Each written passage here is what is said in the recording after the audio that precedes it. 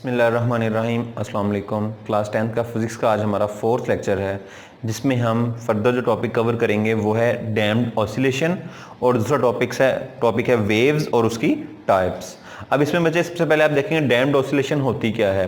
तो जब भी कोई बॉडी ऑसिलेट करती है, वाइब्रेट करती है, जिसको हम ऑलरेडी स्टडी कर चुके हैं, मींस अपने फिक्स पॉइंट के इर्द गिर्द, एक सेंटर पॉइंट के इर्द गिर्द मूव कर रही होती है, तो उसकी मोशन को हम ऑसिलेशन का नाम देते हैं। और जब वो मूवमेंट या जो ऑसिलेशन है या जो वाइब्रेशन है या उसका वाइब्रेट करना है, ये किसी न किसी रेजिस्टिव फोर्स की मौजूद में या मुज़ाहमती फोर्स या ऐसी फोर्स जो उसको अपोज कर रही हो उसकी मूवमेंट की मौजूदगी में होती है, तो फिर हम कहते हैं कि ये डैम्प्ड ऑसिलेशन है या ऑसिलेशन विद रेजिस्टेंस या रेजिस्टिव फोर्स भी कहा जाता है। जैसा कि आमतौर पे अगर आप एक सरफेस पे किसी बॉल को मूव करवाएं तो इन द एंड वो आहिस्ता आहिस्ता स्लो होते हुए रुक जाएगी। तो ये मोशन जो थी ये डैम्प्ड मोशन थी, क्योंकि डैम्पिंग ने जो रेजिस्टेंस फोर्स थी, ऑपोजिट फोर्स थी, उसने उसकी एनर्जी कम की और आहिस्ता आहिस्ता उसको स्टॉप कर दिया। डेली एग्जांपल है, आप रेगुलर इसकी एग्जांपल देख सकते हैं। किसी भी चीज़ को जब मूव करवाया तो हमें ऑपोजिट फोर्स को फेस करना पड़ता है, तो वो डैम्प्ड मोशन होती है या उसकी डैम्प्ड ऑसिलेशन, डैम्प्ड फोर्स उसके ऊपर एक्टिंग कर रही होती है।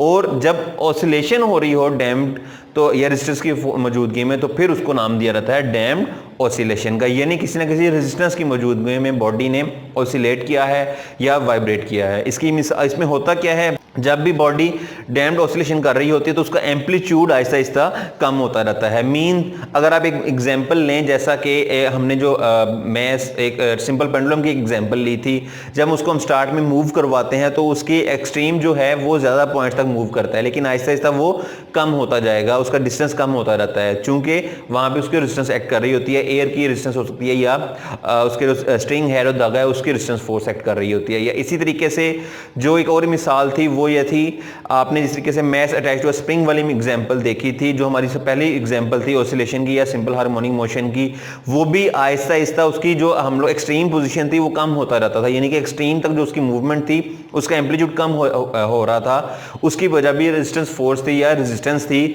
जिसकी वजह से हमने इसको डैम्प्ड ऑसिलेशन का फिर नाम दिया। अब इस चीज को हम लोग, इसकी एग्जांपल क्या है, आमतौर पे गाड़ियों में जब हम लोग पिस्टन के अंदर ये इस चीज को जब पिस्टन में गाड़ी मूव कर रही होती है तो हमें रेजिस्टेंस का बहुत ज़्यादा फेस करनी पड़ती है। जैसा कि गाड़ी अगर किसी जंप पे अगर जाए या अगर किसी गड्ढे के अंदर लग जाए तो हमें बहुत ज़्यादा झटका फील होगा या जंप फील होगा गाड़ी में बैठे हुए, अगर हम लोग पिस्टन में ये सिस्टम यूज़ ना कर रहे हों। तो उसका सोल्यूशन फिर क्या होता है, हम क्या करते हैं, उसके अंदर कुछ इस तरीके से सिस्टम बनाते हैं कि हम रेजिस्टेंस को कम से कम कर सकें। वो किस तरीके से की जाती है, जैसा कि आप देख सकते हैं, ये मैंने एक सिस्टम मैकेनिज्म ड्रॉ किया हुआ है। ये ऊपर वाला पार्ट जो है वो कार के साथ अटैच कर दिया रहता है। इसी तरीके से ये पिस्टन है, उसके अंदर लिक्विड फिल कर दिया रहता है, और जो नीचे वाला पार्ट है उसको कार के एक्सल के साथ, जो आगे गाड़ी के टायर के वगैरह साथ अटैच होता है, वो अटैच किया रहता है। अब होता क्या है, ये जो लिक्विड है इसकी जब नीचे उसको पुश होता है किसी जंप की वजह से या किसी गड्ढे की वजह से, तो ये लिक्विड जो है ये प्रेस हो रहता है और ये इसके जो हीट की फॉर्म में एनर्जी को स्टोर कर लेता है। उसकी वजह से चूंकि ये डायरेक्ट ये प्रेस हो रहा होता है तो कोई भी एनर्जी आगे ट्रांसफर नहीं होती या जंप आगे ट्रांसफर नहीं होता, जैसा आप डायग्राम में भी देख रहे हो। तो उसकी वजह से ये बिल्कुल इजीली वहां पे जो जंप है उसको ओवरकम कर लेता है। तो उसकी वजह से हमें गाड़ी में जो आमतौर पे अच्छी जो गाड़ियां हैं, अच्छी कंपनीज हैं, उनमें ये मैकेनिज्म देखने में मिलता है कि वो शॉक को एब्जॉर्ब कर लेते हैं। ये लिक्विड जो इसके अंदर फिल किया जाता है वो शॉक को एब्जॉर्ब कर लेता है और गाड़ी जंप या उसका जो गड्ढा है, गड्ढे में लग की वजह से जो शॉक आना है वो बहुत मिनिमम हो रहता है, उसको वो बहुत ज्यादा उस तरीके से फील नहीं होता जो कि लो क्वालिटी मटेरियल में फील होता है, जाके लो लेवल की गाड़ियों में फील किया रहता है। तो ये इस तरीके से हम इसकी डैम्पिंग को कम करते हैं। तो ये इसकी प्रैक्टिकल एग्जांपल थी।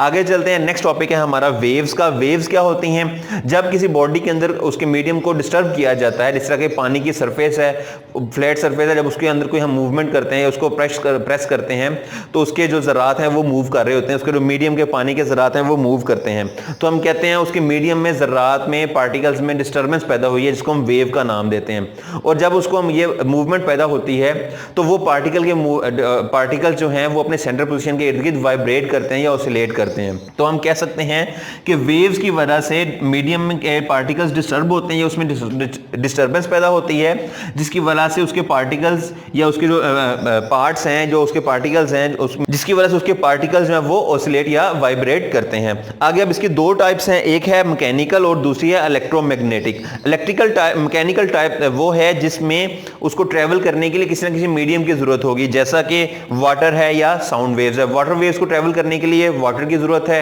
वो वाटर की सरफेस पे ट्रेवल करते हैं। साउंड वेव को भी ट्रेवल करने के लिए किसी ना किसी मीडियम की जरूरत है, जैसे हमारी आवाज जो है वो हवा में ट्रेवल करती है।